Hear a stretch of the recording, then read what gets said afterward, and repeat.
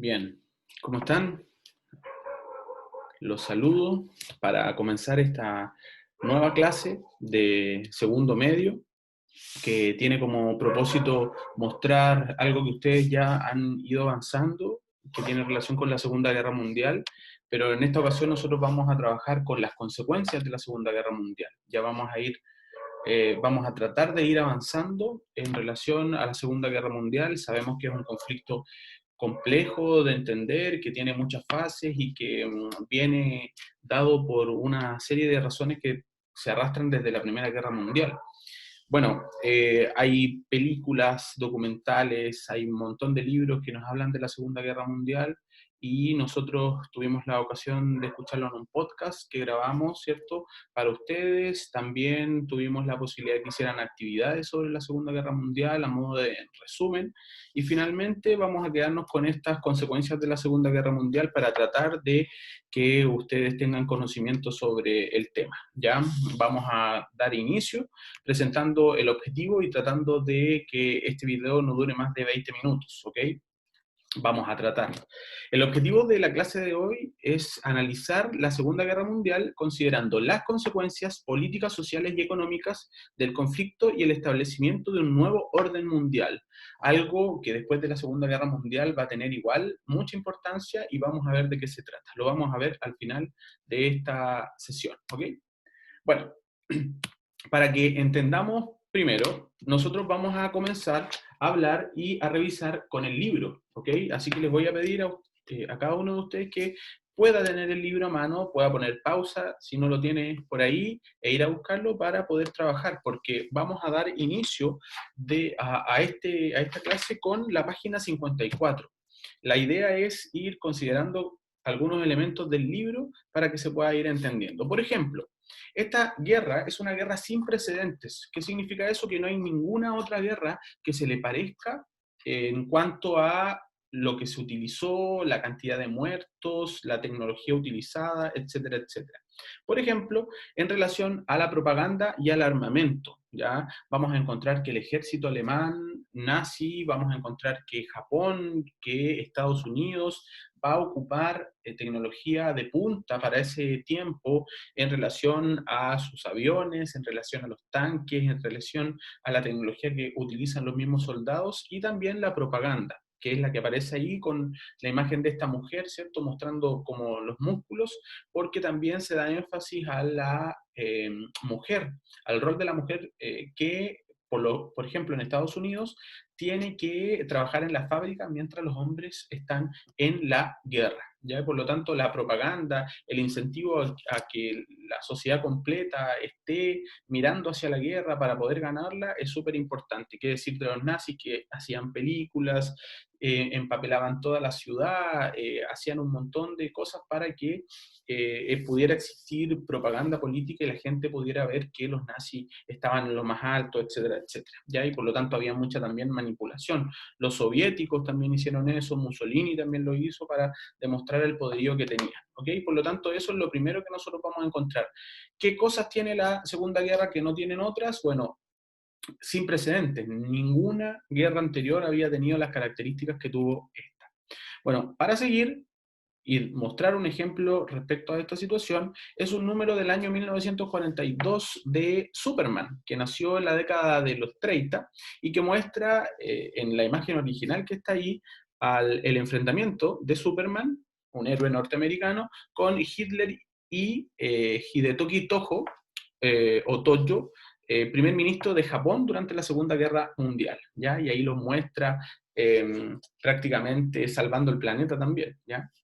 Bueno, pasando a otro plano, nosotros también nos vamos a dar cuenta que la guerra es sin precedentes porque nunca antes una guerra había tenido la extensión planetaria que tuvo. ¿Ya? Esto significa que nosotros vamos a encontrar que prácticamente no hay ningún punto en el planeta que no haya estado involucrado en la guerra. Para que se hagan una idea, hasta Chile participó en la Segunda Guerra Mundial cuando faltaban un par de meses para que se acabara, pero aún así Chile declaró la guerra a Japón, que era aliado de la Alemania nazi, ¿ya? Por lo tanto, nos vamos a dar cuenta que ocurrió en Europa, en el norte de África, en Medio Oriente, vamos a encontrar que en todo el Mediterráneo y en el Océano Atlántico, sumado al Océano Pacífico, van a darse batallas navales, va a estar en todo el planeta lleno de conflictos armados que tienen relación con la Segunda Guerra Mundial. Por lo tanto, miren lo que vamos a ver. Por ejemplo, en Europa, Alemania es como el centro de todo porque fue con Hitler quien generó el inicio de todo este conflicto con la invasión a Polonia en septiembre del año 39. Vamos a ver que Alemania intenta invadir todos esos territorios que están con flechitas verdes, ¿ya? Y por lo tanto nosotros nos vamos a dar cuenta que sumado a Italia, que está al sur de Alemania, hay una extensión europea, porque por un lado está el Reino Unido contra Alemania y por otro lado, por el frente este, vamos a encontrar a la Unión Soviética que está ahí en color rojo, que también está luchando contra Alemania, ¿ya? Y en el continente asiático o en el Océano Pacífico vamos a encontrar la lucha entre inicialmente Japón y China, que lo vemos ahí en color rojo, rosado, y las islas que se encuentran en Asia y en Oceanía, todas esas que se encuentran ahí en distintos colores, van a ser dominadas inicialmente por Japón, y luego vamos a encontrar, después del ataque a Pearl Harbor por parte de Japón a Estados Unidos, que Estados Unidos se involucra en la guerra y comienza a recuperar estos territorios ocupados por Japón. Por lo tanto, vamos a darnos cuenta que la extensión, solo mostrando dos mapas, es completamente planetaria, ¿ok? Bueno, ¿qué otros elementos ahora ya para pasar al final de la guerra vamos a encontrar como consecuencias? Vamos con eso. Lo primero, vamos a darnos cuenta que hay un sinfín de víctimas, ¿ya? Esta imagen la encontré en Wikipedia y me pareció muy correcta porque muestra la cantidad de víctimas oficiales que existen, y la Unión Soviética, dentro de las fuerzas aliadas, va a ser la que mayor cantidad de población militar va a tener fallecida. En el caso, perdón, vamos ahí, de nuevo, estaba tratando de mirar, aquí sí, ahora sí. Bueno, la Unión Soviética tiene cerca de 24 millones de personas, de militares que fallecieron. Lo siguen China y luego, en menor medida, como muertes total, Polonia, ¿ya? Y más abajo, en el eje, vamos a encontrar a Alemania como víctimas totales por parte de la población, eh, y luego Japón, Italia muy, muy abajo, porque era prácticamente esos los dos aliados más importantes del eje, ¿ok?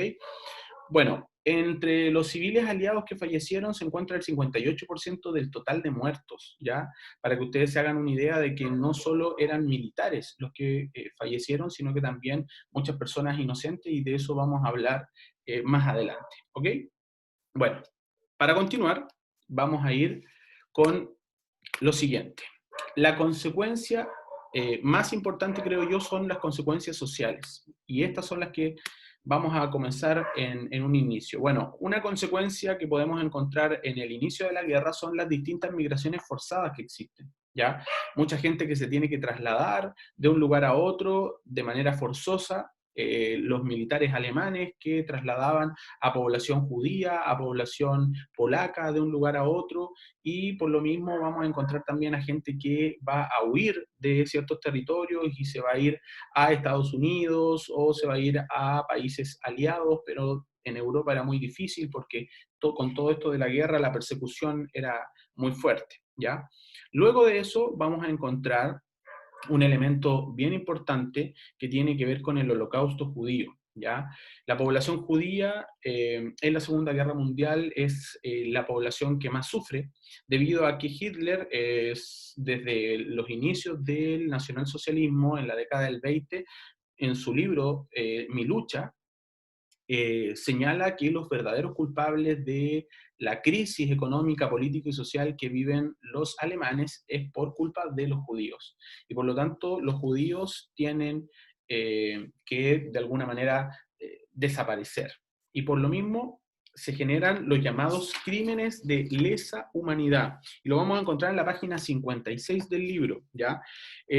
Vamos a entender que de la totalidad de población que oficialmente se señala como muertos, que fueron 60 millones de personas, nosotros vamos a encontrar que según estimaciones, el 10% de esos 60 millones, o sea, 6 millones de personas que murieron en la Segunda Guerra Mundial, eran judíos, ¿ya? Que no participaron en los campos de batalla, sino que fueron asesinados principalmente en los campos de exterminio o los campos de concentración. Bueno, aquí hay unas imágenes a color que se encuentran en internet.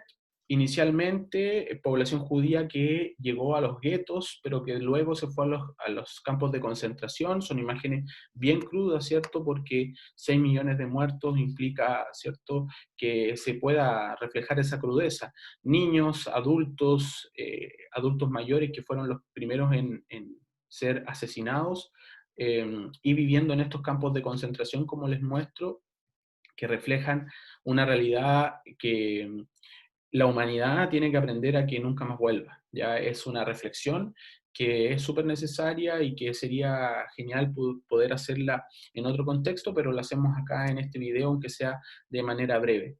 Que nunca más exista algo como esto y por lo mismo la humanidad, los países se han puesto de acuerdo para que no podamos repetir esta historia, esta cruda historia, ¿ya?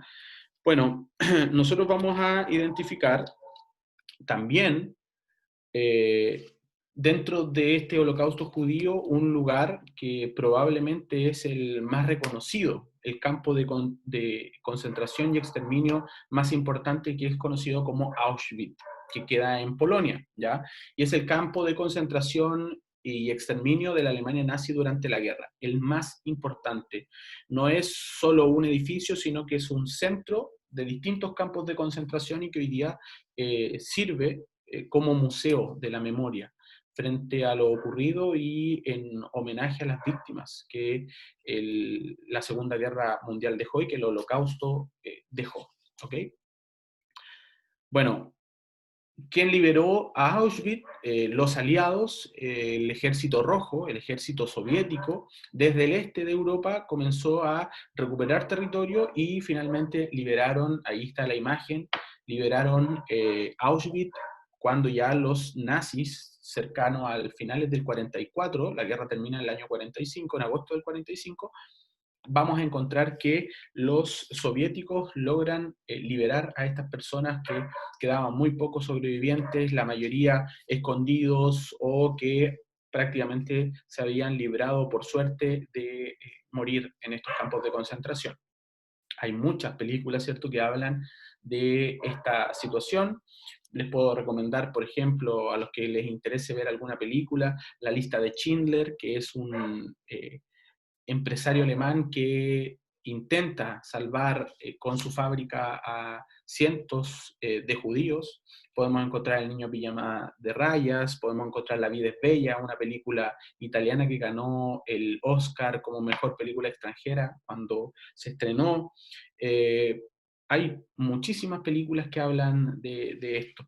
Bueno, para seguir avanzando y para poder tener los 20 minutos prometidos, vamos a avanzar en relación a esto, los daños infraestructurales.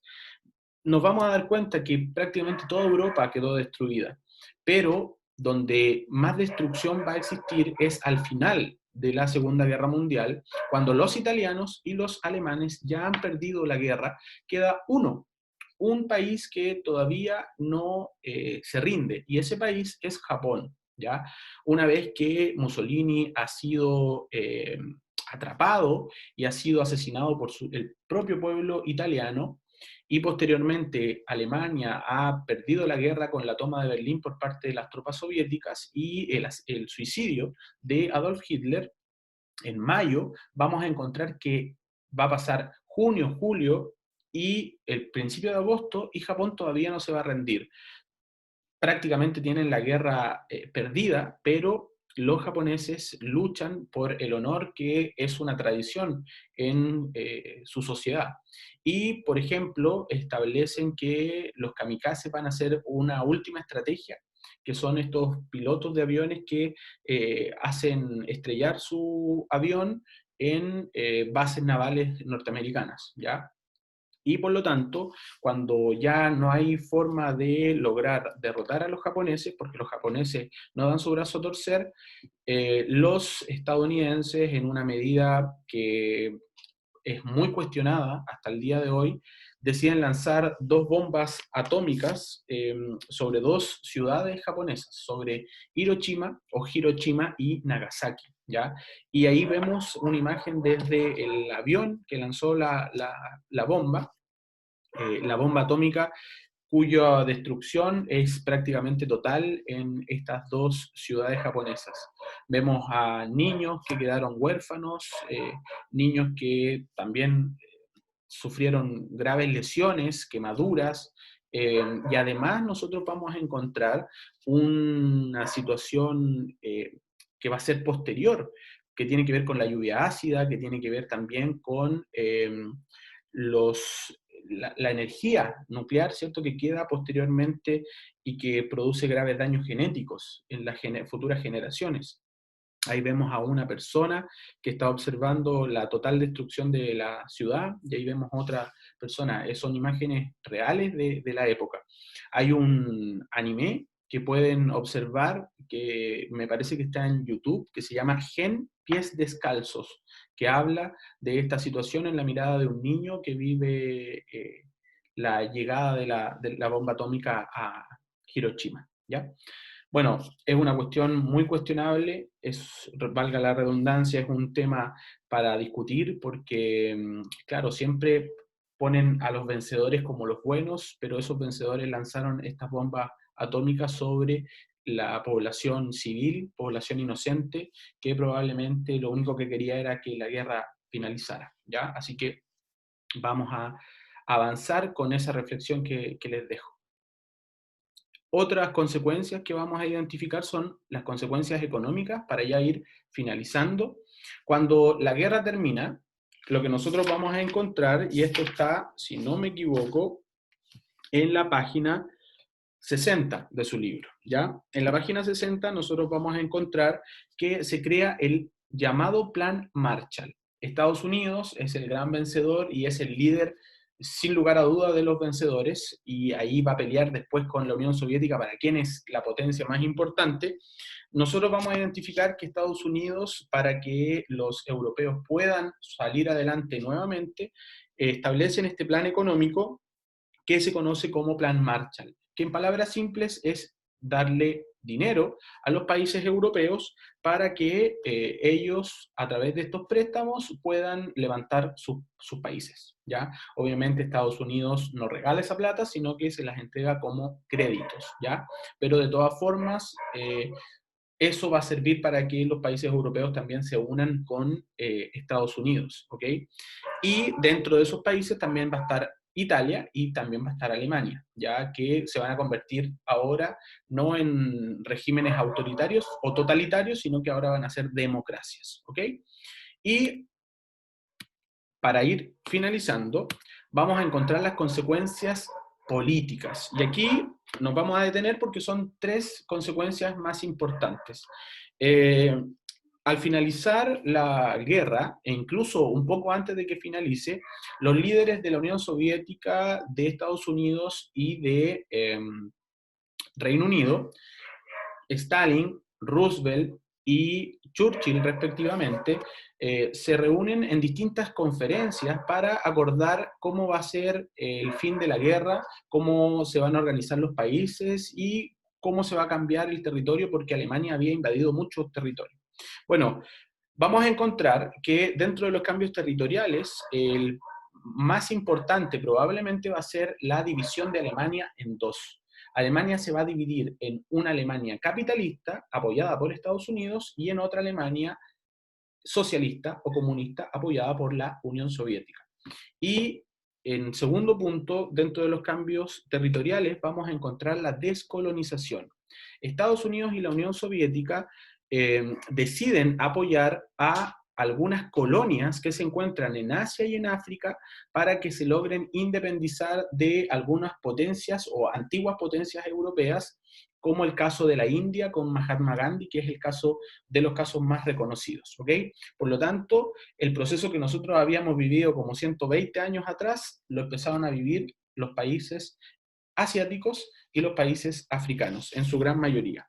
Y finalmente, dentro de los cambios políticos, vamos a encontrar que se acaban los regímenes en Europa Occidental, los regímenes totalitarios, como el caso de Italia y Alemania con Mussolini y con Hitler. Y comienzan regímenes democráticos donde la población tiene derecho, ¿cierto?, a convertirse en ciudadano y poder participar votando.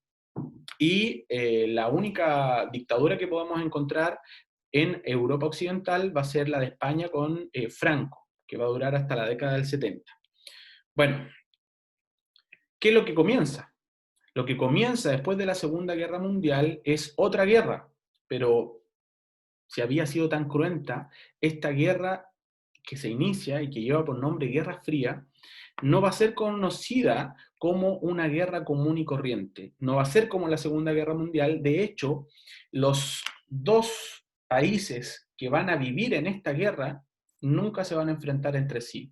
Y esta Guerra Fría va a enfrentar a las dos potencias que prácticamente ganan la guerra, que es el caso de Estados Unidos y de la Unión Soviética. Y esa Guerra Fría no va a ser una guerra militar, sino que más bien va a ser una guerra ideológica, de cómo cada país va a luchar por convertir a su nación en una potencia mundial que supere a la otra. Y por lo tanto siempre van a estar luchando, y esto va a tener repercusiones incluso en nuestro país cuando nos toque hablar de la dictadura militar.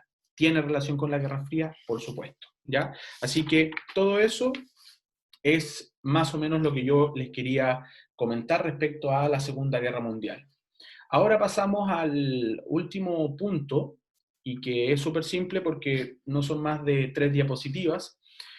Para que no existieran más conflictos como la Segunda Guerra Mundial y la Primera Guerra Mundial, habían pasado 3 décadas y vivimos 2 guerras mundiales. Para que esto no existiera más, era necesario organizarse de manera mucho más adecuada. Y para eso se creó la Organización de las Naciones Unidas en octubre de 1945. En la Primera Guerra Mundial se había creado la Sociedad de las Naciones, pero no había funcionado. Obviamente, si terminó la guerra y 20 años después ya teníamos otra, claramente no había funcionado. Entonces, se creó esta Organización de las Naciones Unidas con el objetivo de mantener la paz en el mundo, pero ahora de manera más efectiva. Y ahí vamos a encontrar el logo de esta organización que existe hasta el día de hoy y donde la mayoría de los países forman parte, si no todos.